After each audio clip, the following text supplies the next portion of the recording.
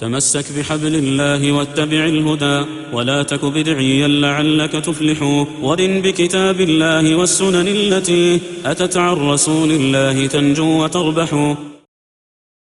الحمد لله رب العالمين والصلاة والسلام على أشرف الأنبياء والمرسلين نبينا محمد وعلى آله وصحبه أجمعين ومن اتبعهم بالإحسان إلى يوم الدين أما بعد. Nous continuons donc l'explication de les 4 règles, al-qawaid al-arba', et nous sommes arrivés à la fin de la 3e règle. À la fin de la 3e règle.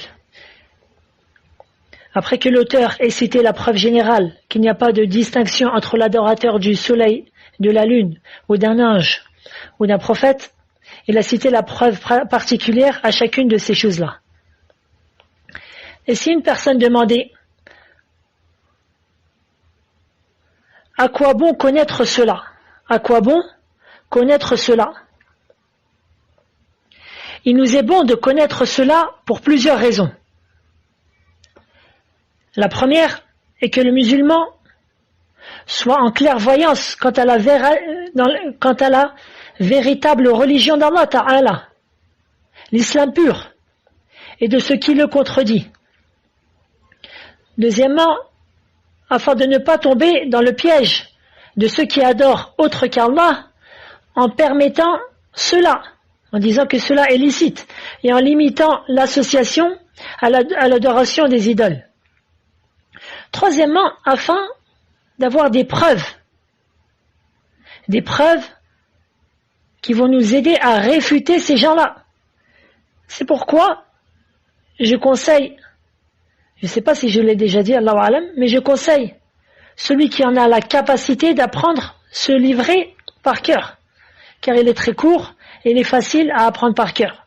Celui qui n'en a pas la capacité, qu'il apprenne au moins les versets et les hadiths qui s'y trouvent par cœur. Nous continuons donc.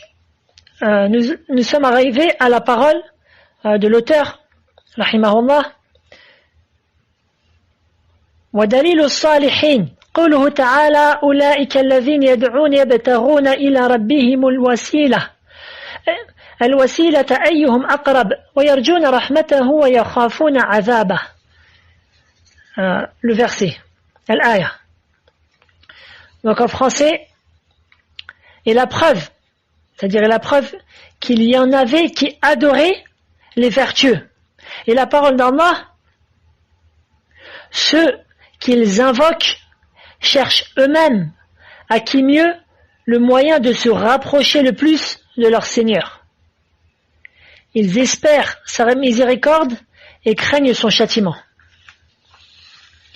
Donc c'est le verset dans Surat al-Isra, le voyage nocturne, le verset numéro 57.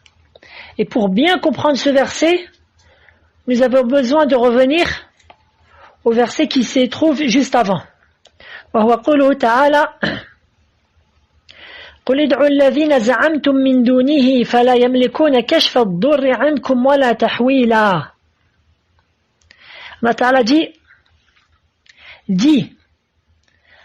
donc dans le sens du verset, dit, invoquez ceux que vous prétendez être des divinités en dehors de lui. Ils ne possèdent ni le moyen de dissiper une nuisance pour vous, ni de le détourner.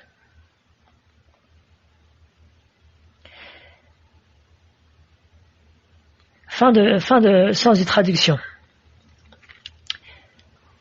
الله تبارك وتعالى يقول قل ادعوا الذي يراد من الأمر ادعوا هو التهديد والتحدي. Donc Allah Ta'ala débute ce verset dit invoquez ce que vous prétendez. Ce qui est voulu par cet ordre-là, invoquer, c'est la menace et le défi. Ceci est une tournure comme on peut l'étudier dans Ilm al-Balagha, la science de la rhétorique, fi Ilm al-Bayan, dans la science de la compréhension du sens de ce qui est voulu, par par le discours. C'est-à-dire, qu'est-ce qui est voulu? C'est le défi et la menace. Ainsi, Allah Ta'ala n'ordonne pas ses serviteurs d'invoquer autre que lui, car ceci est de l'association majeure. Mais plutôt, Allah menace et prend en défi ceux qui font cela. Tu trouves une telle tournure dans d'autres passages du Coran. Si je peux donner rapidement un exemple. Un prêcheur, par exemple, exhorte, c'est-à-dire un prédicateur, exhorte un grand pécheur. Il lui dit, repens-toi de tes péchés, demande le pardon d'Allah, délaisse les boissons alcoolisées et les fumettes, délaisse les relations illicites avec les femmes, délaisse ton commerce illicite, haram, car j'ai peur pour toi qu'Allah te jette dans le feu. À ce moment-là, le grand pécheur, hautain, dit, j'en ai que faire du feu. Si je dois y entrer, j'y entrerai. Ce n'est pas un problème. Comme malheureusement tu l'entends de beaucoup de pécheurs. Alors le prédicateur allume un feu et lui dit alors, entre-y dans ce feu. Le feu de la vie dernière est 70 fois plus brûlant que l'ensemble du feu présent sur ce bas monde. Si ce n'est pas un problème pour toi d'entrer dans le feu de la vie dernière, commence par celui-là. Commence par ce feu-là.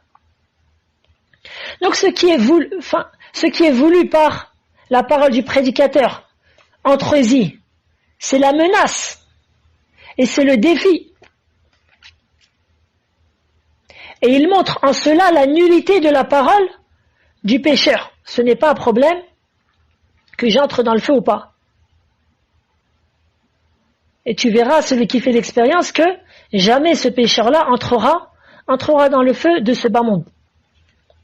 Bref, pour revenir au verset, Allah fait la menace de ceux qui invoquent autre que lui et les défie et montre que leurs adorés sont faibles, c'est-à-dire sont faibles et incapables de dissiper, c'est-à-dire ces adorés-là, ils sont faibles, c'est-à-dire lahum da'af, c'est-à-dire ils sont faibles dans le sens où ils sont incapables de dissiper une quelconque nuisance ou de le détourner. Ils ne méritent donc pas qu'on les adore ou qu'on les invoque. Voilà ce qui est voulu par le sens de ce verset-là. Ensuite, donc le verset que l'auteur a cité. أولئك الذين يدعون يبتغون إلى ربهم الوسيلة أيهم أقرب ويرجون رحمته ويخافون عذابه إن عذاب ربك كان محذورا. Et ce verset-là, je l'avais déjà cité dans les premiers cours pour celui qui a suivi depuis le début du livre. Dans ce verset, donc je traduis rapidement, ceux qu'ils invoquent cherchent eux-mêmes à qui mieux le moyen de se rapprocher le plus de leur Seigneur. Donc dans ce verset-là, Allah nous apprend que non seulement ces adorés sont incapables de rendre un quelconque service à ceux qui les invoquent, ils sont incapables de rendre un quelconque service à ceux qui les invoquent, mais en plus, ils sont complètement insouciants de leur adoration, de l'adoration de ceux qui les invoquent. Car ceux-là, c'est-à-dire ces adorés-là, ils sont préoccupés par l'adoration d'Allah seul.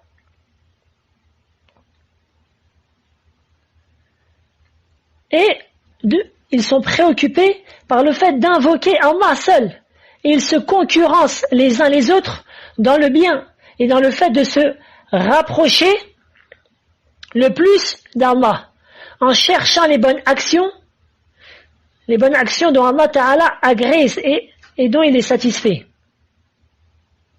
leur effort dans l'invocation d'Allah et leur recherche permanente des bonnes actions qui les rapprochent de lui prouvent l'immense amour que ceux-là ont pour Allah. Que ceux-là ont pour Allah Ta'ala. Puis Allah Ta'ala dit à leur propos, وَيَرْجُونَ رَحْمَتَهُ وَيَخَافُونَ عَذَابَهُ. Ils espèrent sa miséricorde et craignent son châtiment.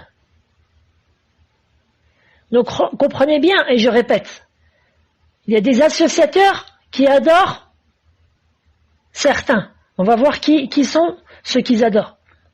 Et ceux qui sont adorés par les associateurs, en réalité, ce sont des serviteurs d'Allah obéissants, qui invoquent Allah et se précipitent dans les bonnes actions. Ce qui montre l'amour de ceux-là pour Allah Tabarak wa Ta'ala. Ainsi, ils adorent Allah par amour, mais aussi par espérance de sa miséricorde et par peur de son châtiment.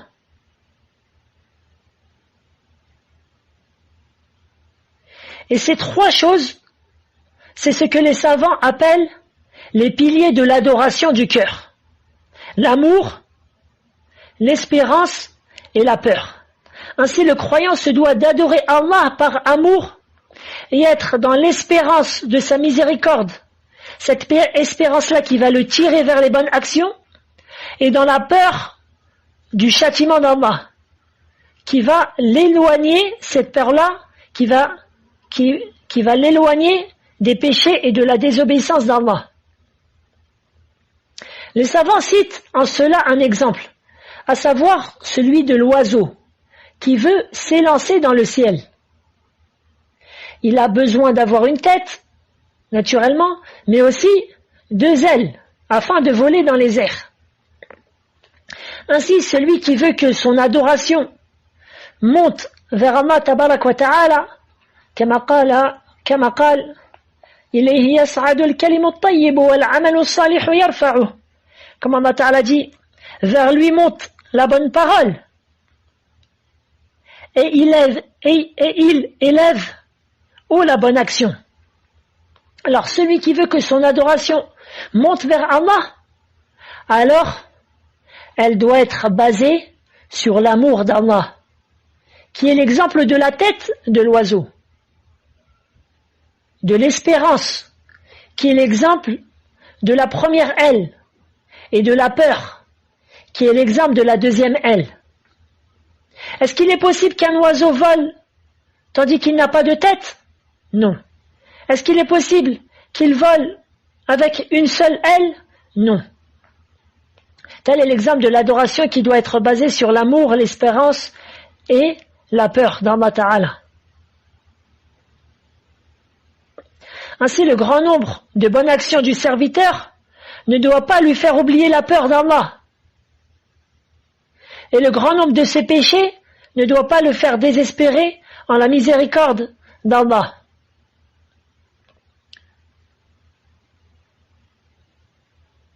Non pas, comme on le voit malheureusement chez beaucoup de gens à notre époque. De par le fait qu'il prie de temps en temps à la mosquée, ou tous les jours, ou qu'il fait quelques aumônes, ou qu'il jeûne, il n'a pas peur d'insulter les gens. Il n'a pas peur d'avoir des transactions illicites dans son commerce. Il n'a pas peur de s'exprimer de manière honteuse. Il n'a pas peur d'attiser la colère sans cesse de ses parents, sans raison justifiée.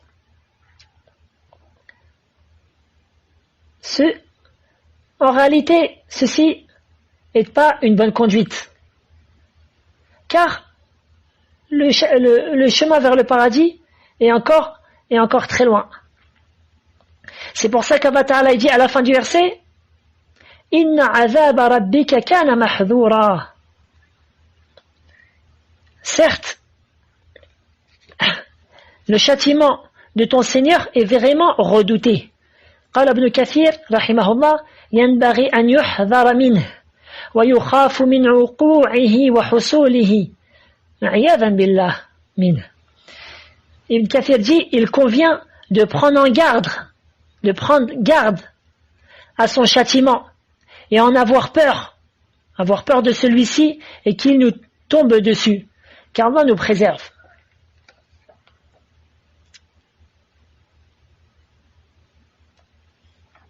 Car beaucoup de personnes, pourquoi tombent-ils dans la désobéissance d'Allah? Je fais une petite parenthèse, mais on a besoin de ce genre de paroles, de s'exhorter les uns les autres. Pourquoi tombent-ils dans la désobéissance d'Allah?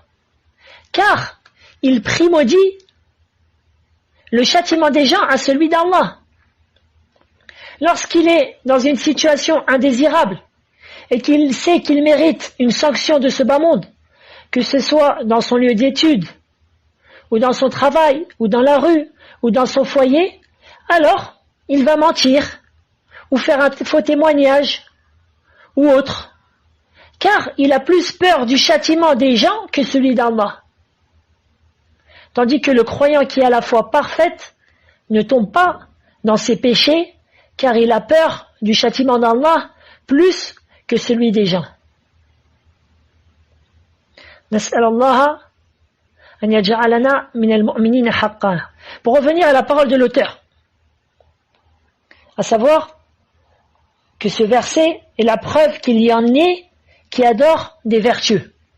Ce verset est une preuve que certains ont adoré les vertueux parmi les hommes ou les vertueux parmi les djinns.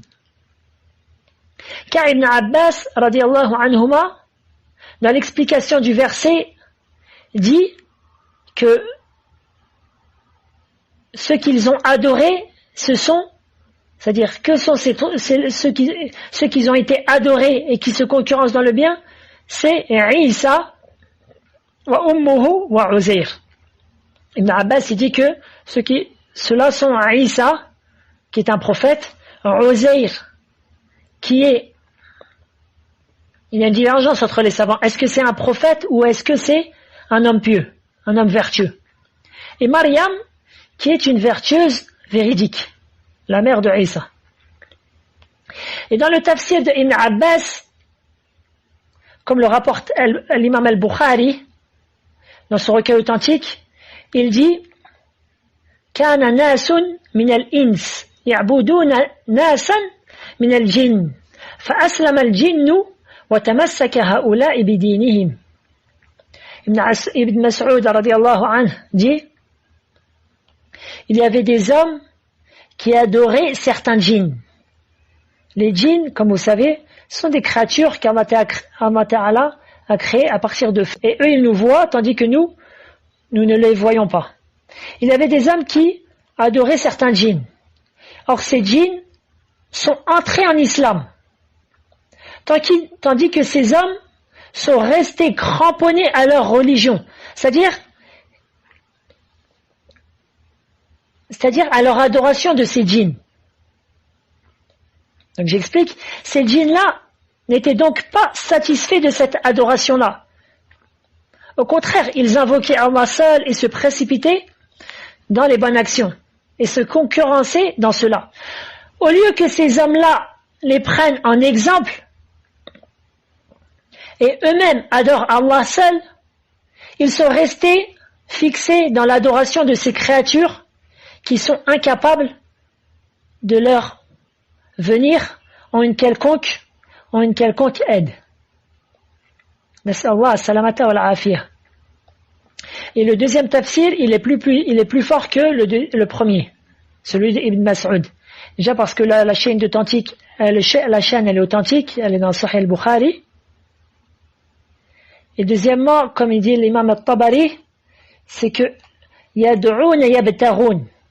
Ceci c'est le fi'l al-mudari'. C'est le fi'l al-mudari'.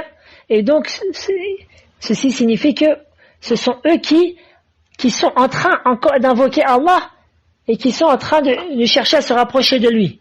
Donc ils étaient encore vivants lorsque le verset a été révélé. Wallahu a'lam. Ensuite, donc, on a fini avec ce passage-là. L'auteur dit وَدَلِيلُ الْأَشْجَارِ وَالْأَحْجَارِ قوله تعالى أفرأيتم اللات والعزى ومناة الثالثة الأخرى. Et la preuve qu'il y en avait qui adoraient les pierres et les arbres est la parole d'Allah. N'avez-vous pas vu Lat et Al-Uzza ainsi que Manat, ce troisième abject? Et Al-Ukhra bima'na Al-Haqira Al-Wadi'a. Dans le verset Al-Ukhra, ça veut dire l'abject, le méprisable. Non pas comme tu le trouves dans le Mus'haf traduit, l'autre. Non, ici, ce qui veut par Al-Ukhra, c'est l'abject, le méprisable. Wallahu a'lam. Et ceci est un istifham inkari, c'est-à-dire c'est une question rhétorique. Ce qui est voulu est le fait de réprimander et de blâmer ces trois divinités et ceux qui les ont adorés en dehors d'Allah tabarak wa ta'ala. C'est pour ça qu'Allah ta'ala dit juste après ce verset-là, juste après ces deux versets-là, le verset, bon, donc ce verset-là, excusez-moi, j'ai pas dit, les deux versets, c'est Surat Al-Najm, l'étoile, le verset 19 et 20. Ensuite, Allah Ta'ala dit, quelques versets après, le verset 23, In hiya illa asma'un sammaytumuha antum wa aba'ukum ma anzala Allah biha min sultan. Iyattabi'una illa dhanna wa ma tahwa al-anfus. Wa laqad ja'ahum min rabbihimul huda. Ce ne sont que des noms que vous avez inventés, vous et vos ancêtres. Allah n'a fait descendre aucune preuve à leur sujet. Ils ne suivent que la conjecture et les passions de leur âme, alors que la guidée leur est venue de leur Seigneur. Sallallahu alayhi wa sallam.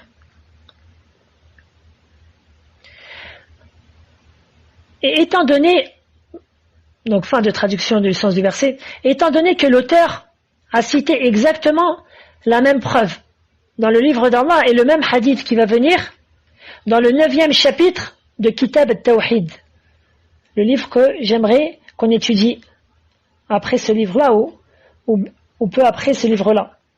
Donc je me limiterai ici de faire de petites annotations afin que cela soit une introduction à ce qui va venir dans Kitab al-Tawhid, le livre de l'unicité. Surtout que ce verset et le hadith sont très très riches en bénéfices et en enseignements. Donc, pour venir au verset, ces trois divinités, Al-Lat, Al-Uzza, le deuxième Al-Uzza et le troisième Manat, dont les associateurs ont inventé les noms en les tournant, c'est-à-dire ils ont inventé les noms en prenant les noms d'Allah et en tournant les noms d'Allah Ta'ala. C'est-à-dire que Al-Lat, ils ont pris cela d'un nom d'Allah qui est Al-Ilah, la divinité. Al-Uzza, ils ont pris cela d'un nom d'Allah qui est Al-Aziz, le puissant. Et Manat, ils l'ont pris d'un nom d'Allah qui est Al-Mannan. Donc maintenant, voyons qu'est-ce que sont ces divinités-là. Al-Lat, c'était une statue que les gens de Taïf, la ville de Taïf, adoraient. C'est un rocher poli, taillé, de couleur blanche. Al-Uzza, ce sont des arbres qui étaient présents à cette époque-là entre la Mecque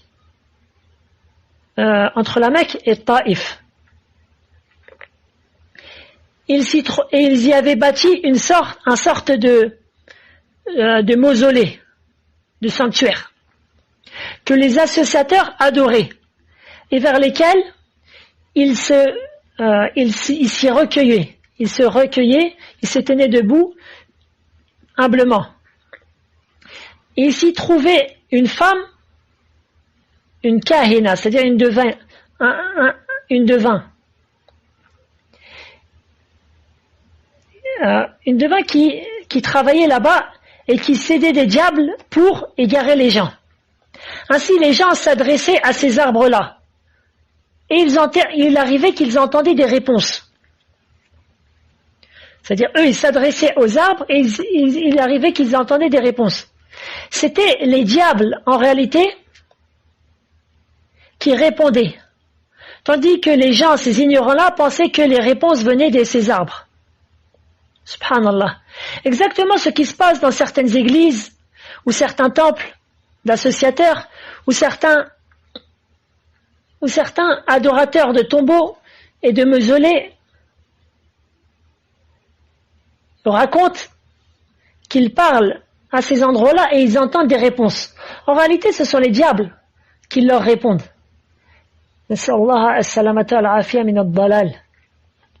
La troisième divinité, adorée dans le faux, qui ne mérite en rien l'adoration, c'est Manat. C'était un gros rocher qui se trouve entre la Mecque et Médine et que les Médinois, avant de leur entrée en islam, adoraient. Et ils se sacralisaient même à cet endroit-là pour leur pèlerinage. Donc Allah Ta'ala dit Afara'aytum. Afara'aytum. Donc, ay akhbirouni. C'est-à-dire, ne voyez-vous pas ces trois-là? Informez-nous. Est-ce qu'ils ont créé quelque chose? Ou accordent la subsistance? Ou est-ce qu'ils donnent la vie ou la mort? Ou est-ce qu'ils font tomber l'eau du ciel? Non, rien de cela. Ils n'accordent rien. Et donc, ils ne méritent pas l'adoration. Mérite l'adoration celui qui vous a créé, celui qui détient toutes choses et qui à lui appartient le commandement. Allahu Azza wa Jal. Donc voilà rapidement pour le verset. Ensuite, maintenant, le hadith qui vient juste après que l'auteur a cité. Donc, أقرأ بالعربية أولا. وحديث أبي واقد الليثي رضي الله عنه قال: خرجنا مع النبي صلى الله عليه وسلم إلى حنين ونحن حدثاء عهد بكفر وللمشركين سدرة يعكفون عندها وينوطون بها أسلحتهم يقال لها ذات أنواط فمررنا بسدرة فقلنا يا رسول الله اجعل لنا ذات أنواط كما لهم ذات أنواط. الحديث. Donc en français, le hadith, c'est le hadith de Abi Waqid al-Laythi radiyallahu anhu, qui dit: alors que nous venions récemment de nous convertir à l'islam, nous sortîmes en expédition avec le prophète sallallahu alayhi wa sallam vers Hunayn. Les polythéistes avaient l'habitude de se recueillir au pied d'un jujubier, aux branches duquel ils suspendaient leurs armes, afin d'obtenir la bénédiction de cet arbre-là, soi-disant. Ils surnommaient cet arbre Dhatu Anwat. Apercevant un jujubier, nous dîmes au prophète sallallahu alayhi wa sallam: ô messager d'Allah, désigne-nous un arbre Dhat Anwat semblable à le leur. Ensuite l'auteur il dit al-hadith. Al-hadith, c'est-à-dire akmil al-hadith, c'est-à-dire fini le hadith. Et pourquoi tu trouves cela dans certains livres? ou à des fois tu trouves al-aya, c'est-à-dire fini le verset. Pourquoi? Car à la base les étudiants ils connaissaient les versets et beaucoup de hadiths par cœur. Donc lorsque tu lui cites un bout du verset ou un bout du hadith, il se rappelle de la fin du hadith. Deuxièmement, car l'imprimerie n'était pas encore arrivée en Arabie à cette époque-là. Et donc, il gagnait en cela de l'encre et des feuilles. Bref. Mais je vais lire le hadith jusqu'à la fin. Donc, à ce moment-là, ils dirent au prophète, au messager d'Allah, désigne-nous un arbre, dhat anwat, semblable au leur. Le prophète sallallahu alayhi wa sallam s'exclama, Allahu Akbar, Allah est le plus grand. L'histoire se répète, par celui qui détient mon âme entre ses mains, vous venez de tenir les mêmes propos que ceux qui ont tenu les enfants d'Israël à Moussa.